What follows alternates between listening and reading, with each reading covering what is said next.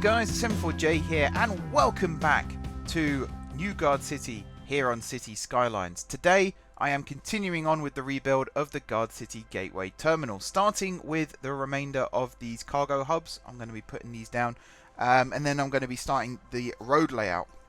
So I'm going to tell you a little bit more about the road layout and what the plan is. So you kind of saw it last episode, the way that I had the flyover section added.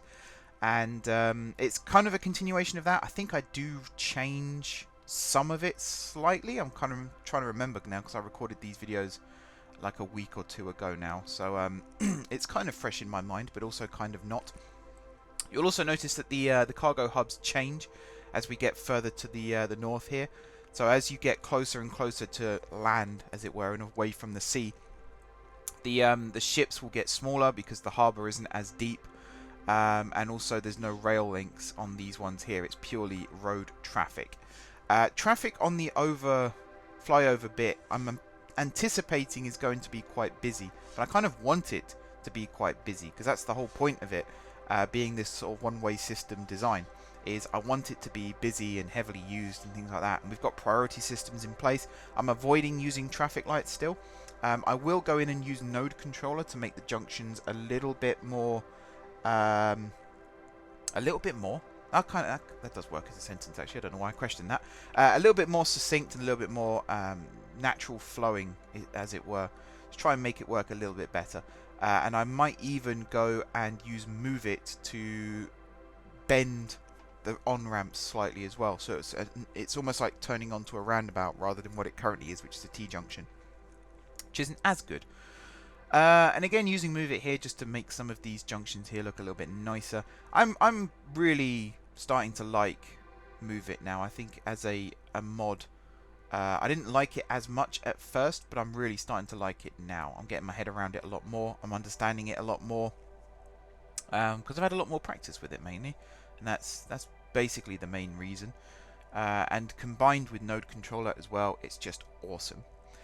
Anyway, I'm not going to do too much talking this week, you'll be pleased to know. I'm going to kind of let the music take over for a little bit, and I will come back towards the end of the video just to talk through a little bit more about what you're actually seeing on screen and how well it looks. So, enjoy the time lapse, guys, and I'll be back with you very shortly.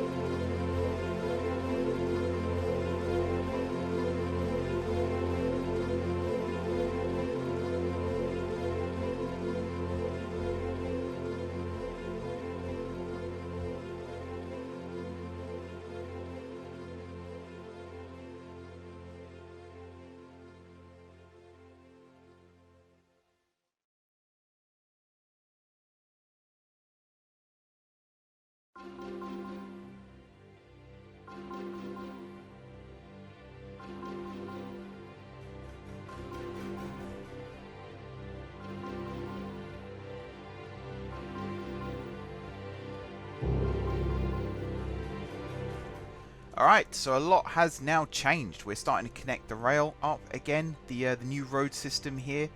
It might not look that impressive right now with just the 2 lanes in each direction, but I'm pretty certain that this will work, especially with the designated turn lanes as well. So it'll literally be you're on 2 lane, then if you're turning left, you'll go into the filter lane, and then that will take you off. And hopefully there's no traffic, because you can only turn left in this section. You can't turn right. Even when you're coming out of the one-way system, you can still only turn left. So it should help with traffic flow, because basically there's no conflicting movements. Every vehicle is running in the same direction. And we'll keep the speed limit, I think I'm going to keep it at 30, just to make sure that the traffic does flow smoothly as well, because you'd think faster is better, but not necessarily. Sometimes slower is better. That is one thing that I have learned over the years. And it's actually one thing I did originally to try and fix the traffic problem here, was to try and make it like traffic run a little bit slower. I think the problem I had was I had industries spurting out vehicles as well as the docks, which wasn't very efficient. Whereas now, hopefully, I've learned from that lesson, and it should work a little bit nicer. We got the little dive under here with the railway going over the top. I will still have some level crossings around the place, but the majority of it is actually going to be grade separated. And you'll see here the tracks dive down underground, and that's something else that I think will look really, really cool once it's done. More on that, I think, in the next episode. This is one big continuous bit of footage that I've cut up into 2 separate videos. So you will see at some point how I do the rail. There are lots of gaps between the rail, but I'm aiming to make it a rail yard like you're seeing on the screen right now. So where that looks horrendous, by the way, those land bridges, but I do fill in the gaps at some point, and I do sort of level it out. There we go. It looks a little bit nicer. Yeah, the rail yards will get added in down here, and I will use some props and things. I'll design it so that trains can't run down the siding tracks, and then I'll put some props in to try and make it look a little bit nicer. There are people drilling outside, by the way. Apologies if you can hear that. It's not as bad as last week's episode where I had to stop because there was someone drilling in literally the next room to where I was sitting. Again, neighbours doing building work, can't really help it. It's just one of those things. It doesn't really bother me too much, so it's all good. Hopefully it doesn't bother you guys too much either. But yeah, getting the rails in and out here, I did mention this last week. I think in the end I just have each line be its own section as it comes out, and then at the end they all join together, and that kind of worked out a little bit better. But I will be putting prop tracks between the main tracks, and then I will be putting prop locos and stuff, and try and make it look like a proper rail yard with access roads and all sorts of things. Hopefully it will look really, really good, but we shall see. Time will tell. And again, Move It is my friend, just shifting things into the right place. It's a little bit annoying that the catenary didn't line up quite as I'd have hoped, but maybe that's something I can fix. In theory, this rail doesn't even need to be electrified. It can just be diesel. It depends very much on what train. Actually, I know, I think I do have electric trains, so I will have to keep it electrified, but that's fine. It's no biggie. You know, there's no cranes or anything lifting in and out in this section, so it's not a problem. But yeah, this is all starting to take shape. Ignore the concrete painter as well. That is something that will also get changed in the future. I will repaint it maybe with gravel or something like that, or maybe just go back to grass and then use ploppable asphalt to try and make it look a little bit nicer, because the surface painter, I think it's the surface painter I'm using, hasn't been updated for a while, and it's kind of obvious that that's the case. So I'm not a huge fan of that, so I might have to make some changes with that. We shall see. And also here you can see I'm adding in some crossovers. I'm a little bit concerned that the trains will float like they've done in the past, like they'll go up an imaginary hill and down again. I have read that there is a way to perhaps fix that. Sorry, I'm just adjusting my headset as well. I have read that there is potentially a way to fix that, but at the same time it's not really a problem that I want to have right now. So I might end up not having crossovers in the conventional sense. Also, you're going to see me really derpily place down these tracks here because I just couldn't get the tunnel mouth to work, and I couldn't work out why. It was really annoying. I still don't know what was going on. Like you'll see there, it's like a glitched tunnel, and I don't really know why. Even this one, I think it ends up looking glitched. Yeah, really annoying. I do end up getting it to work for all of them, and that's another reason why I don't particularly want to upgrade the tracks, but there we go.